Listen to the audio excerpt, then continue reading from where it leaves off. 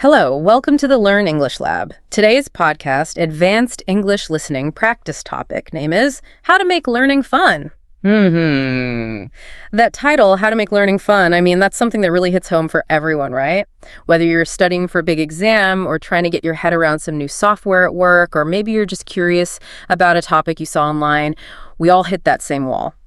How do you turn learning from this chore into something that's actually engaging, joyful even, and something that your brain wants to do? Yeah, it is the big question. And that's exactly what we're jumping into today. We're doing a deep dive into this because fun isn't just like a bonus. It's not just sprinkles on top. Right. The evidence is just overwhelming.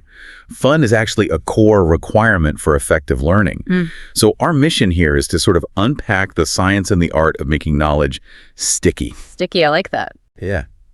We're going to pull out some really practical, evidence-backed strategies from neuroscience, psychology, classroom techniques that anyone, any professional, any student can use right away to make any subject feel more like a discovery. So it's not just about getting informed, it's about actually enjoying the journey to get there. The idea being that engagement is, I guess, the ultimate shortcut to remembering things long term. It's the fastest path, it really is. Okay, so let's start with the biology. Why does simply enjoying something, why does that matter so much to our brains? It sounds a little too simple, but the science behind it is pretty solid. It's completely foundational, and it all comes down to our brain chemistry. When we find something enjoyable or new or just engaging, it's not just a feeling. You are physically activating the brain's reward system. The mesolimbic pathway. That's the one. And this process releases very specific neurotransmitters that basically put a flag on the experience.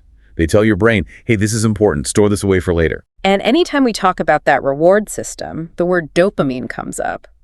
What is its exact role in making information, sticky? Right, so dopamine gets called the pleasure chemical, which is a bit of an oversimplification. It's much more accurate to call it the motivation signal. Okay. It's like a neurological spotlight. It shines on an experience and tells the brain, pay attention. This is worth remembering because it could lead to a good outcome. So it's about prediction, not just the reward itself. Yes, exactly. It's released most powerfully in anticipation of a reward. Yeah. That's what creates the loop that drives us to find the next clue or solve the next part of the puzzle. So if you can link a positive feeling to a piece of information, you are chemically cementing that memory pathway. So if I'm trying to get through, say, a really dense technical document, and I break it down into tiny solvable chunks, and I get that little aha moment each time, that's dopamine at work. That is absolutely what's happened. You're using that predictive reward loop to your advantage. And it's not just dopamine. Serotonin and endorphins are also in the mix. How do they contribute? Serotonin gives you that feeling of well-being, of satisfaction, and endorphins are kind of like natural stress relievers. So when you learn something in that positive emotional state, it becomes deeply ingrained because the whole experience was low stress and satisfying. It stops being a chore and starts feeling like a treasure hunt. So beyond just making us feel good, how does this all translate into, measurable cognitive benefits, better performance? You see a few immediate improvements. First, and most obviously, enhanced memory retention. Emotional experiences are just stickier. Think about it. Can you remember the ridiculously complex rules of a board game you loved as a kid? Oh, absolutely. Effortlessly. Right. Those rules are burned into your memory because they were tied to fun, to positive emotions, to repetition that you enjoyed. Those neural pathways are so much stronger than the ones you create by just, rote memorization. I can still recall cheat codes from video games I played 20 years ago, but I forget my password from last week. That says it all. A perfect example. Second, having fun literally reduces stress. Traditional learning environments, with all the tests and pressure, they flood your system with cortisol. The stress hormone. Right. And cortisol has a really nasty habit of inhibiting the prefrontal cortex, which is your center for complex thought and logic. It also messes with the hippocampus, which is where memories are consolidated. So when we're stressed, our brains are chemically working against us. We can't think clearly or form new memories properly. That's it in a nutshell. Fun acts as a buffer. It lowers that anxiety, it lets the prefrontal cortex relax and do its job of integrating new information. A relaxed brain is a receptive brain. And finally, there's the long-term benefit for your mindset. When the process is enjoyable, you start to see challenges differently. Setbacks aren't failures anymore. They're just part of the game. They're opportunities to figure things out, to grow. And that resilience, that positive outlook, That's the absolute bedrock of a growth mindset, which is what you need for any kind of lifelong learning. Okay, this is where it gets really practical. Gamification. This word is everywhere now. And it's not just, playing video games in class. It's about using the psychology of games to make dense subjects captivating. So what are the actual building blocks here? How do you do it right? Gamification is really just applying game design elements to non-game situations. It taps into our natural human desires for, achievement, progress, even a little social status. The foundation is what people often call the PBLs, points, badges, and leaderboards. PBLs. They give you that immediate feedback, that feeling of moving forward. Let's break those down. Points. How can a simple number change how we learn? Points are the most immediate form of feedback you can get. They take a huge, intimidating task and break it down into tiny, winnable moments. You get points for something small, reading a chapter, answering a quick question, even just showing up consistently. So it feeds that dopamine loop we were talking about. Instantly. Imagine a corporate training module. Instead of just read this document, it's get 10 points for every section you summarize correctly. Suddenly, a long, boring task becomes a series of small, measurable victories. And then you have badges. These are a step up. They're more significant than points. How so? Points measure effort, but badges recognize mastery. They're a symbol that you've completed a stage, that you've acquired a specific skill. Okay, so it's a confirmation of competence. Can you give me a real-world example? Sure. Think about a course on coding. You might get a Python novice badge after finishing the first few exercises. Later, you could earn a data science master badge for completing a really complex project. The badge isn't about the daily grind. It's a visible public signal of your achievement. It feeds that need for competence. And the last of the three is leaderboards. These tap into our natural drive for, social comparison and competition. But that can be a double-edged sword, right? Not everyone is motivated by competing against others. That's a great point. And they work best when they're used carefully. It's not always about ranking people from first to last. A leaderboard can track a team's progress toward a collective goal, or even just show your own personal improvement over time. So I could be competing against my own score from last week. Exactly. That could be just as motivating. A sales team competing to see who finishes their training modules first can turn a mandatory task into a fun, collaborative challenge. It creates that sense of friendly competition and accountability. So that's the PBLs, but it goes deeper than that. Oh, much deeper. You have to structure the entire journey. You introduce quests and challenges. You frame the objectives with a story. So instead of saying study photosynthesis, you say, Your quest is to discover how plants create their own food. It adds a layer of purpose and intrigue. This leads right into levels and progression. You structure learning like, say, belt colors in martial arts. Each level confirms what you've learned and unlocks the next set of challenges. It makes a huge topic feel manageable. because you're only focused on the next step, not the whole mountain. Precisely. And maybe the most important psychological shift here is how we treat mistakes. In traditional learning, mistakes get punished. Which makes people afraid to even try something new. Right. It kills exploration. In a game, what happens when you fail? You just try again, maybe with a new strategy. Mistakes aren't failures, they're just data. They're opportunities to learn and adjust. Yeah. And that mindset is absolutely crucial for deep, lasting understanding. You know, it's so true. Our brains are basically story processors. We make sense of the world through narratives. So the real challenge is, how do you take something dense and dry like data or regulations and wrap it in a story that makes it stick? Storytelling is the ultimate engagement hack. It lights up the limbic system, our emotional center. As soon as you connect emotionally with something, your brain dedicates more resources to it. So the goal is to make these abstract concepts relatable. And a great way to do that is with personal anecdotes. Yes, they're the perfect bridge from the abstract to the real. A math teacher introducing probability could start with a story about winning, or more likely losing, the lottery. All of a sudden, a dry mathematical concept has a real-world emotional anchor. It makes the stakes feel real. And for something like history, you can use historical narratives to go beyond just names and dates. Definitely. Instead of just listing the causes of the American Revolution, tell the story from the perspective of a single foot soldier or a colonial woman running a farm. Turn it from a list of facts into a gripping human drama filled with impossible choices. And for subjects that don't have historical figures, like, say, physics or economics, you just invent them. You use fictional scenarios. Can you walk me through an example of that? How would you build a story to teach something technical? Okay, let's say you need to teach economics. You could invent a story about an astronaut who gets stranded on a deserted island. Suddenly, this person has to deal with scarcity, production, consumption, maybe even trade if another person shows up. All the core principles of economics become urgent matters of survival in the story. So you're turning a textbook chapter into a little survival drama. That's brilliant. I can see that being really powerful for professional training too, like business ethics. That's a perfect application. Case studies in ethics shouldn't just be reports of what went wrong. They should be presented as unfolding human dramas. Who were the people involved? What pressures were they under? When was that exact moment that a decision tipped from ethical to unethical? That forces learners to debate the gray areas, which is so much more powerful than memorizing rules. You can even make it interactive. Use a choose-your-own-adventure model. Let the learner play the role of a CEO during a crisis. Their choices change the outcome of the simulation. It's an incredible way to teach cause and effect.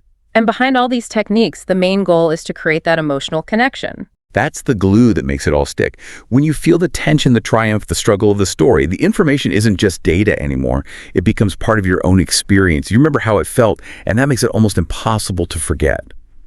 So if stories are how we grab the brain's attention, then direct hands-on experience is how we really forge that deep understanding. I mean, it's the most primal way we learn. We have to move past just passively reading or listening. Right. We need to engage our senses, our motor skills.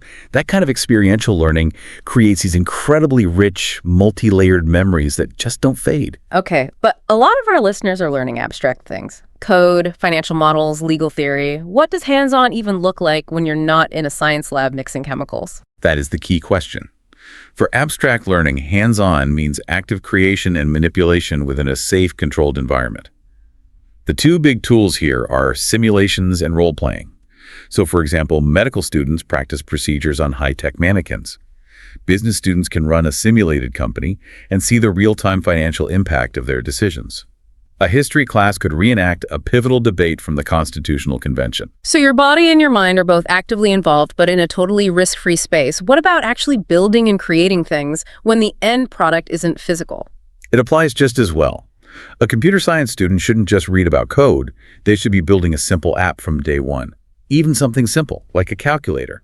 The act of building it forces them to apply the theory. Or a geometry student can use simple building blocks to physically feel the principles of load-bearing and structural integrity. That brings us to project-based learning, or PBL. That seems to be the gold standard for this kind of thing.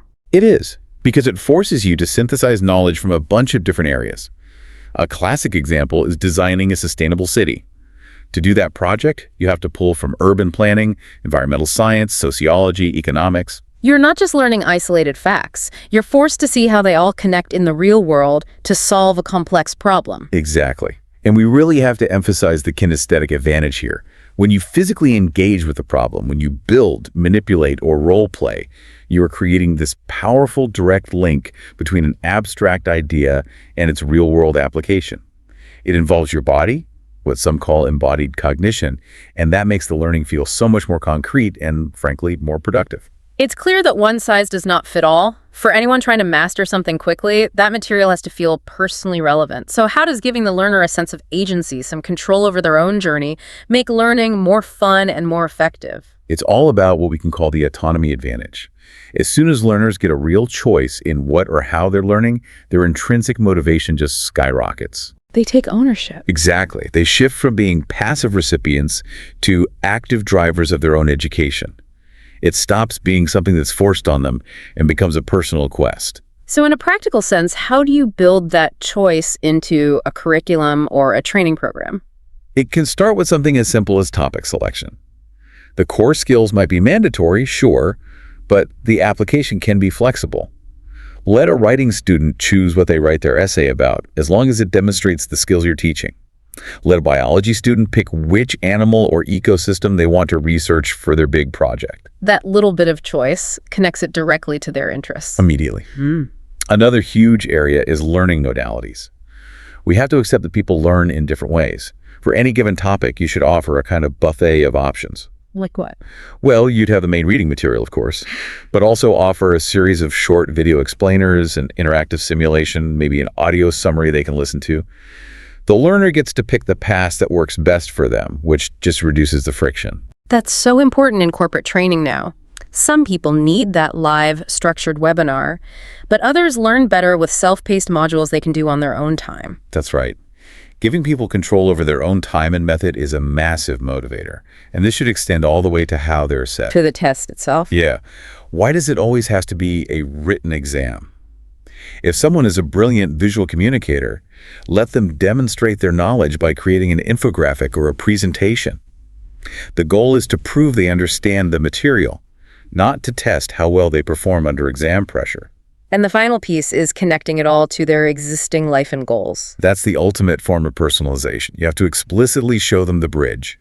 Link geometry concepts to the architecture of buildings they love. Connect financial market theory directly to how they can save for retirement. When the new information plugs directly into something they already care about, the engagement is automatic. Learning in a silo can be so tough. It feels like a real grind. But when you share the experience, it suddenly becomes this dynamic, exciting thing. So how do we tap into that natural human desire to connect and collaborate? Social learning is incredibly powerful.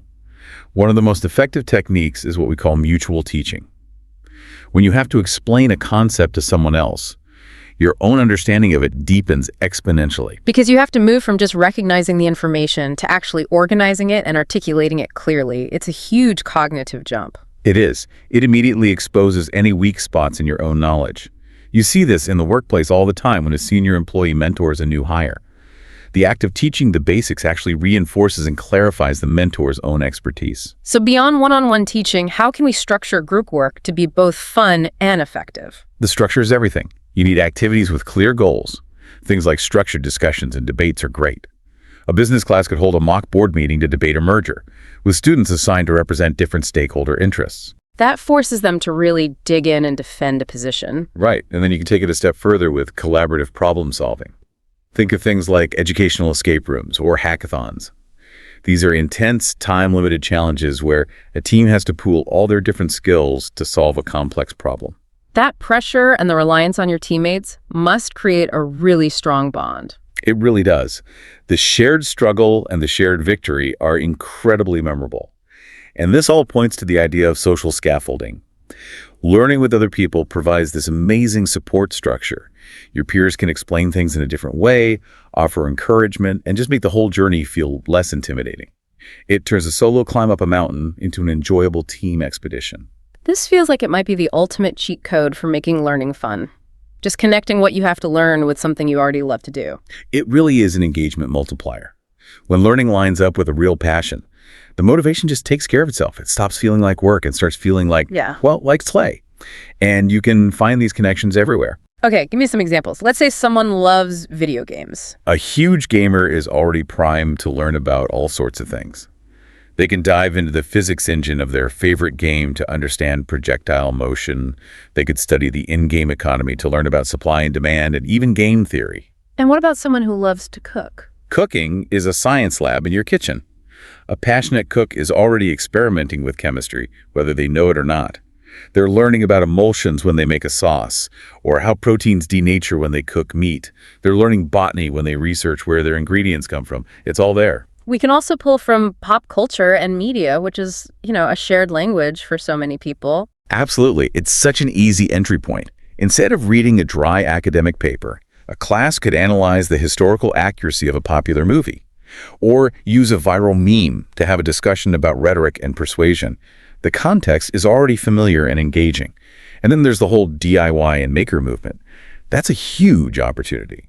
Someone who loves tinkering can learn to code by building a little app that solves a personal problem for them. They learn electronics by building a custom gadget. The motivation is baked in because the end result is something they actually can use. So the goal here is to intentionally blur that line between school or work and just life. That's the whole point. We're trying to show that learning is everywhere, and the skills you gain while pursuing a passion are often the ones that stick with you the longest and in the deepest way. It's all about finding that personal meaning. Okay, we've talked strategy, we've talked passion, but what about our actual physical state? Learning isn't just happening in our heads. Our bodies and our environment play a huge role. That's right. This gets into the idea of embodied cognition, the theory that our physical state deeply influences our thinking. Let's start with the body itself. Movement is absolutely critical. Right, sitting still for hours on end is just brutal for focus. It is. We need to take regular physical breaks. The research is pretty clear on this.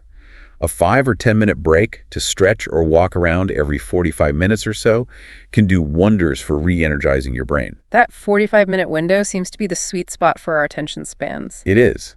A short break helps your brain consolidate what you've just learned, moving it from short-term to long-term memory. We should also think about active learning postures. Don't just sit there rigidly. Stand up while you read. Pace around while you're trying to memorize something. Get up and draw the concept out on a whiteboard. And a great combination is walking and listening. If you can, listen to an audiobook or a lecture podcast while you're taking a walk. You're pairing a physical activity with a mental one, and it can make the learning feel much less like a chore. Okay, so that's the body. What about the environment around us? How do we create a learning space that feels good and reduces stress? Psychological safety is number one. You have to reduce the fear of judgment. The learning space, whether it's a classroom or just your own office, needs to feel like a place where it's okay to make mistakes. In fact, mistakes should be encouraged as part of the process. People need to feel safe enough to ask the stupid questions. The ones that are never actually stupid. Yeah. And that safety needs to be backed up with positive reinforcement. But not just generic praise like good job. It needs to be specific. Say something like, I really like how you broke that complex problem down into smaller steps. That reinforces the process, not just the outcome. And what about the physical space itself? Lighting, comfort. Does that stuff really matter? It matters a lot for sustained focus. Good lighting, especially natural light, reduces eye strain and can improve your mood. A comfortable chair is important, obviously, but so is personalization. When you can arrange your space in a way that feels like yours, that feels inspiring, you create a sense of ownership. That makes you want to spend time there doing the deep work. Technology has to be the ultimate tool for making learning interactive and fun. It allows us to experiment on a huge scale with zero risk. So how do we really harness it for engagement? Technology is all about creating what we can call digital engagement loops. It makes abstract ideas tangible. The most exciting examples are in immersive tools like VR and AR. For instance, instead of just reading about ancient Rome, you can put on a headset and literally walk through the Colosseum. Medical students can perform virtual surgery. Augmented reality lets you project a 3D model of a dinosaur skeleton right onto your living room floor. It makes the theoretical feel completely real and exciting. What about the more common everyday tech? That's where interactive apps come in. They are masters of gamification. Think of language apps, coding platforms. They all use points, streaks, and instant feedback to keep you hooked and working in that sweet spot of optimal challenge. They turn what could be boring repetition into a fun, competitive game. And behind the scenes, you have personalized algorithms. AI-powered learning systems can actually adapt the content and the pace to your specific needs in real time. If you're struggling with a concept, it will give you more practice. If you've mastered something, it moves on. That level of tailoring makes the whole process feel incredibly efficient and productive. So tech is great for the moment-to-moment learning. But how do we maintain that fun and momentum over the long haul when a goal might take months or even years to achieve? That requires a very deliberate approach to goal setting for sustained fun. It's about creating a momentum effect. The best way to start is with SMART goals. That's specific, measurable, achievable, relevant, and time-bound. So not just, I want to learn Python. No, that's too vague. A SMART goal would be, I will complete the introductory Python course and build a simple calculator app by the end of the month. It's concrete. Then you have to break down and visualize that goal. A huge project is intimidating. So you break it into tiny, manageable pieces, daily tasks, weekly milestones, and you use visual trackers like a progress bar or a simple checklist. Every time you check something off, you get that little hit of dopamine that keeps you going. And you have to celebrate those small wins. You absolutely have to. Implement a personal reward system. When you hit a milestone, treat yourself to something small but meaningful. A fancy coffee, an hour to play a video game, whatever works for you. Those little rewards reinforce the positive feelings associated with the hard work and keep the entire process from feeling like a grind. We have covered so much, from brain chemistry all the way to virtual reality. When you distill it all down, what does it mean for the person just trying to learn something new? It seems like it's less about any single trick and more about a whole mindset shift. That is the perfect way to put it. It's a transformative perspective. The biggest hurdle for most people is the belief that some subjects are just boring. Right, I'm just not a math person. Exactly. But the shift is realizing that no subject is inherently boring. It's usually the approach that's boring. or the presentation, or the fact that it doesn't feel relevant to you. So the first step is to actively look for the hidden story. You have to reframe it. Accounting isn't just about spreadsheets, it's detective work. Grammar isn't just a bunch of rules, it's a secret code for powerful communication. Every subject has a drama to it if you look for it. And what about the stuff that really is just rote memorization? There's always some of that. For that, you have to gamify repetition. Turn it into a game. Use flashcard apps that have competitive modes. Create the most ridiculous, absurd mnemonic devices you can think of. The novelty and the humor will make it stick. And if you just can't find the hidden story, then you have to force the connection. You have to build the bridge yourself. If you're a sports fan, connect those boring statistics you have to learn to analyzing player performance data. If you love novels, connect your corporate training on organizational behavior to the power dynamics in your favorite book. So what's the learner's final responsibility in all of this? The learner has to give themselves permission to play, to approach new things with a sense of wonder, like a child does. You have to be willing to experiment, to try different methods, and most importantly, to see mistakes not as failures, but as crucial data points on the path to understanding. It's that commitment to finding the joy in the process that truly separates someone who just learns from a lifelong master. That's a really powerful framework for lifelong discovery.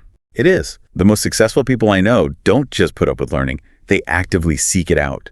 They see every new skill as an adventure and every tough problem as a puzzle that was made just for them to solve. This has been such a great deep dive into the science of making learning enjoyable. To just quickly recap the big takeaways, we learned that fun is basically a neurochemical requirement for memory. The best strategies to create it involve gamification, telling powerful stories, learning with your hands, and giving yourself choice and working with others. The end goal is really to build a mindset where your curiosity is your guide and engagement is your fuel. It's about turning any learning task into a genuine pursuit of discovery. And we want to leave you with a challenge. Think about one thing in your life right now, a task at work, a personal goal that feels like a chore. Just one thing. How could you gamify it, or find a story in it, or connect it to a hobby you love? How can you start turning your next challenge into your next favorite game starting this week? If you enjoyed this advanced English listening practice and found these insights useful, please like, share, and subscribe to this YouTube channel for more deep dives into fascinating topics. Continue exploring the joy of discovery.